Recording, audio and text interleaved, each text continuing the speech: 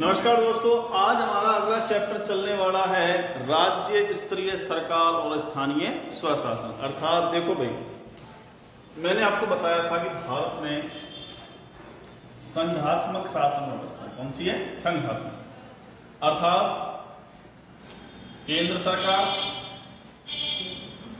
फिर आती है राज्य सरकार।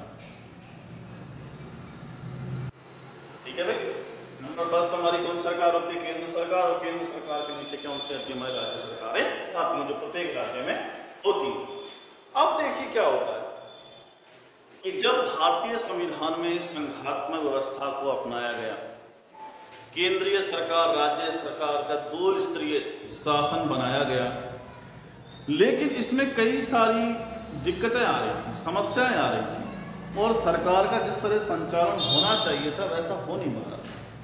कारण क्या है भाई? देखिए, आज आपकी कोई छोटी सी शिकायत है, आप अपनी शिकायत को डायरेक्ट मुख्यमंत्री तक नहीं ले जा सकते या डायरेक्ट प्रधानमंत्री तक नहीं ले जा सकते। उस शिकायत का निवारण आप अपने आसपास के क्षेत्र में ही चाहते हैं कि आसपास में कोई ऐसा व्यक्ति हो जो आपकी समस्याओं का निवारण कर सके। तो स्वतंत्रता के बाद जब ये दो स्तरीय सरकारें अपनाई गई, शासन प्रक्रिया अपनाई गई, तो इस शासन प्रक्रिया में कुछ कमियां आने लगी। इन कमियों को दूर करने के लिए कि किस प्रकार लोगों को सही तरीके से इस शासन व्यवस्था के मद्देनजर उनकी समस्याओं का समाधान किया जाए, लोगों की समस्याएं कैसे खत्म हो, वो सीधे सरकार से कैसे जुड़ पाए, इन सभी समस्याओं के निदान के लिए तत्कालीन प्रधानमंत्री पंडित जवाहरलाल नेहरू ने गुजरात के तत्कालीन मुख्यमंत्री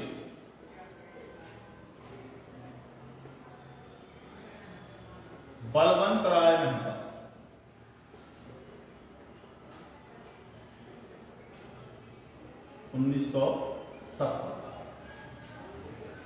की अध्यक्षता में एक कमेटी बनाई कि भाई आप जांच कीजिए कि सरकार से लोग जुड़ क्यों नहीं पा रहे, समस्या क्या है, किस प्रकार से हम लोगों की समस्याओं को दूर कर सके, कैसे उन्हें सरकार से जोड़ें।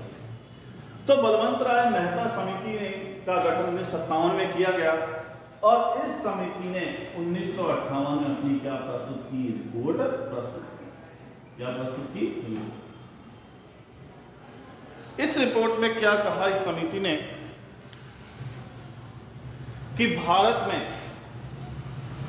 केंद्र सरकार और राज्य सरकार तो ठीक है, लेकिन इसके साथ साथ एक और तीसरा स्तर होना चाहिए, और वो होना चाहिए स्थानीय स्वशासन।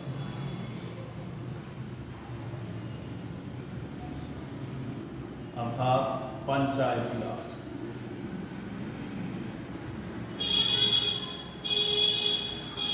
ग्राम पंचायतें होनी चाहिए, सरपंच होना चाहिए, क्योंकि आप देखते हो यदि हमारे गांव की कोई छोटी से छोटी समस्या है तो उस समस्या को हम वार्ड पंच से कह सकते हैं, वार्ड पंच सरपंच तक उस समस्या को पहुंचाता है, और इस प्रकार एक कड़ी बन जाती है सरपंच प्रधान जिला परिषद, और धीरे धीरे वो समस्या मुख्यमंत्री से होकर प्रधानमंत्री तक भी पहुंच सकती है। तो एक चेन बना दी जिससे छोटे से छोटे स्तर पर भी लोगों की समस्याओं का निदान संभव हो पाएगा।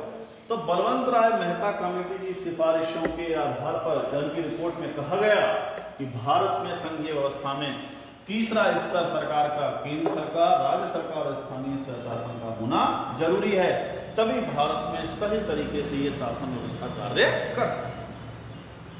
और इसी रिपोर्ट के आधार पर पंडित जवाहरलाल नेहरू ने 2 अक्टूबर 1959 को भारत में पंचायती राज व्यवस्था की क्या करी? शुरुआत। और कहां से शुरुआत हुई?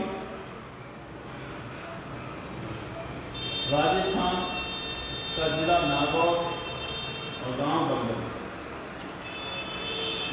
राजस्थान के नागौर जिले के बगदरी गांव से 2 अक्टूबर 1959 को भारत में पंचायती राज व्यवस्था की क्या हुई? शुरुआत हुई। तो हम इस लेसन में एक तो पढ़ेंगे राज्य सरकार के बारे में, और एक पढ़ेंगे स्थानीय स्वशासन के गठन, किस प्रकार से उसे संवैधानिक दर्जा दिया गया। क्योंकि जैसे जैसे आपको बता देता हूँ अभी कि 2 अक्टूबर जब 1959 को इसे प्रारंभ किया गया तो इसे संवैधानिक दर्जा नहीं दिया गया, संविधान में शामिल नहीं किया गया। तो प्रारंभिक सफलताओं के बाद इसमें भी कुछ कमियां आने लगी, तो इन कमियों को दूर करने के लिए कई कमेटियां बनी, हम आगे पढ़ेंगे।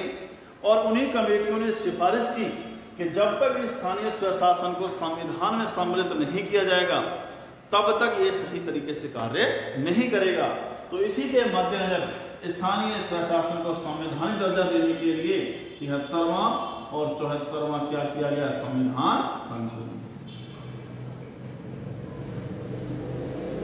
तो दोनों हुई 1992 और 1992 के बाद इसे संवैधानिक दर्जा मिला और वर्तमान में ये एक संवैधानिक विषय है और संविधान में इसका उल्लेख मिलता है।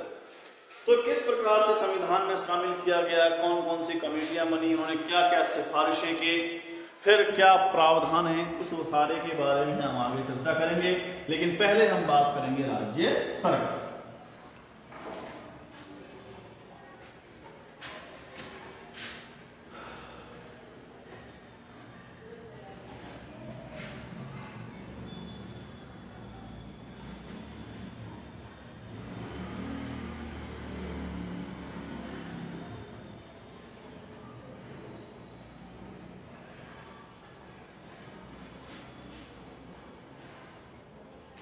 तो बात करते हैं राज्य सरकार। देखो मैंने अभी बताया कि संपूर्ण देश में एक ही सरकार होती है जिसे हम बोलते हैं केंद्र सरकार, लेकिन राज्यों में शासन व्यवस्था को सही ढंग से चलाने के लिए किसका गठन किया गया है, राज्य सरकार का गठन किया गया। इस राज्य सरकार में हम सीधे सीधे कार्यपालिका की बात करेंगे। तो कार्यपालिका में आप जानते हो राज्य सरकार में आते हैं राज्यपाल प्लस मुख्यमंत्री और प्लस मुख्यमंत्री की मंत्री परिषद। क्योंकि हमारे इस लेसन में सिर्फ कार्यपालिका के बारे में वर्णन किया गया है, व्यवस्थापिका के बारे में कोई वर्णन नहीं है। क्योंकि आप जानते हो सरकार के 3 अंग होते हैं, कौन कौन से, व्यवस्थापिका, कार्यपालिका और न्यायपालिका। इस लेसन में सिर्फ हम किसकी बात करेंगे, राज्य सरकार की कार्यपालिका के बारे में बात करेंगे। तो देखिए मित्रों, हमारे राज्य सरकार की कार्यपालिका वो किन किन से मिलकर बनती है, राज्यपाल, मुख्यमंत्री, मंत्री परिषद से।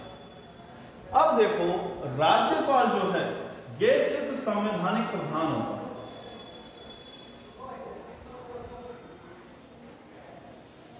क्या होता है, संवैधानिक प्रधान। लेकिन वास्तविक प्रधान जो होता है वो कौन होता है,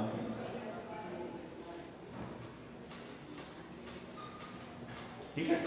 कि राज्यपाल कैसा होता है, अनुच्छेद 154 के तहत संवैधानिक प्रधान होता है और वास्तविक प्रधान कौन होता है।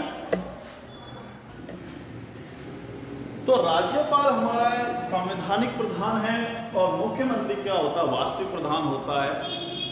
अर्थात एक तरीके से कहूं कि जो वास्तव में काम करता है, जैसे केंद्र में कौन काम करता है, प्रधानमंत्री, और राष्ट्रपति एक मूर्ति के समान ही कह सकता हूं मैं, नाम मात्र का होता है। ऐसे राज्य में जो वास्तव में काम करता है वो कौन करता है, मुख्यमंत्री करता है। और ये राज्यपाल एक मूर्ति की तरह नाम मात्र का होता है और ये राष्ट्रपति के एजेंट के रूप में क्या करता है, कार्य करता है।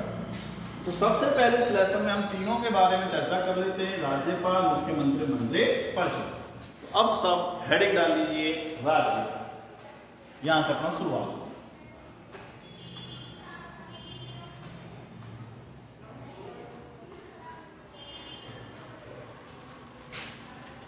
राज्य देखो अनुच्छेद 153 के तहत भारत के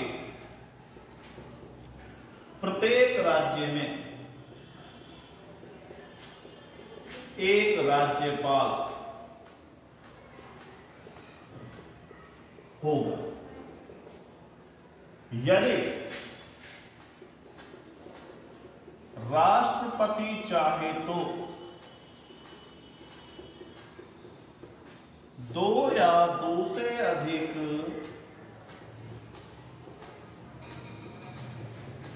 राज्यों में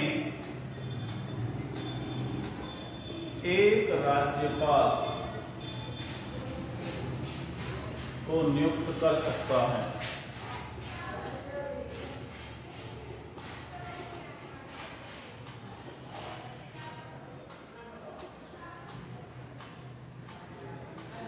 अनुच्छेद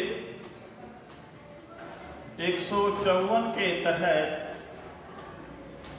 राज्यपाल राज्य कार्यपालिका का संवैधानिक प्रधान होता है।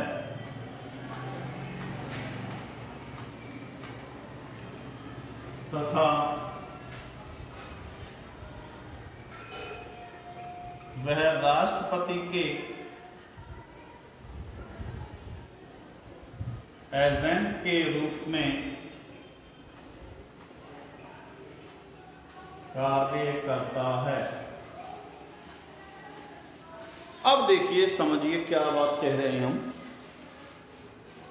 देखो, अनुच्छेद 153 के तहत भारत के प्रत्येक राज्य में कौन होगा? एक राज्यपाल होगा, अर्थात प्रत्येक राज्य में एक राज्यपाल का होना जरूरी है। लेकिन यदि राष्ट्रपति चाहे तो 2 राज्यों या 2 से अधिक राज्यों में भी एक राज्यपाल को नियुक्त कर सकता है। यह राष्ट्रपति की इच्छा पर है। मान लो जैसे एक राज्य अपना राजस्थान, एक अपना है हरियाणा। क्या होता है कि एकदम कारणवश राजस्थान में राज्यपाल की मृत्यु हो जाती है, पद खाली है और नए राज्यपाल बनाने में टाइम है, तो राष्ट्रपति चाहे तो हरियाणा के राज्यपाल को राजस्थान का भी राज्यपाल बना सकता है।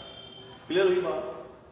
आगे कहते हैं कि अनुच्छेद 154 के तहत राज्यपाल राज्य कार्यपालिका का क्या होगा? संवैधानिक प्रधान। जैसा मैंने अभी बताया कि नाम मात्र का औपचारिक संवैधानिक प्रधान होता है और वह राष्ट्रपति के एजेंट के रूप में क्या करता है? कार्य करता है। अर्थात राज्य की संपूर्ण सूचनाएं वो किसको पहुंचाता है? राष्ट्रपति को सुपुर्द करता है, प्रदान करता है। तो एक तरीके से जो राज्यपाल होता है वो राष्ट्रपति के किस रूप में कार्य करता है? एजेंट के रूप में कार्य करता है। राज्य की सारी खबरें या सूचनाएं किसको सुपुर्द करता है? राष्ट्रपति को सुपुर्द करता है। तो मित्रों, आज के लिए इतना ही। बाकी अभी राज्यपाल के बारे में और बातें करेंगे, इसकी कार्यशक्तियों की बात करेंगे, इसके विवादास्पद जो पद है उसके बारे में बात करेंगे। तो ये सारी बातें होंगी कल। आज के लिए इतना ही। धन्यवाद।